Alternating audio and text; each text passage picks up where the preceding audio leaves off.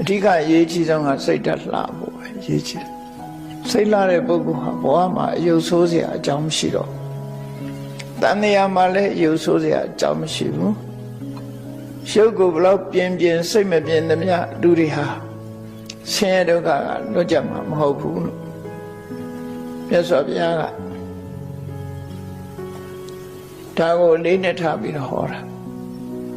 ဘုရားမသာဝင်သူတော်စင်တွေပြုပြင်ရမှာကလူတိုင်းအသီးသီးပိုင်ဆိုင်ထားတဲ့စိတ်ဓာတ်ပဲဖြစ်တယ်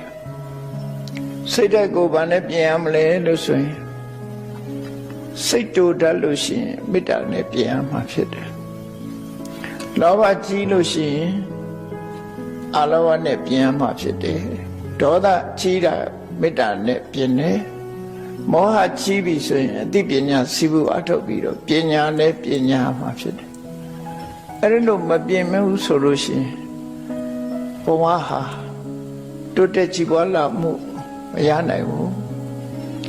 ရုပ်ခန္ဓာကိုပြင်ဆင်မှုဟာတခဏတာမြတာဖြစ်တယ်ရုပ်ရဲ့သဘာဝဟာ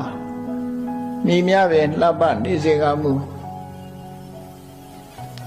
မကြခင်မဲ့ရင်းရောလာတတ်တဲ့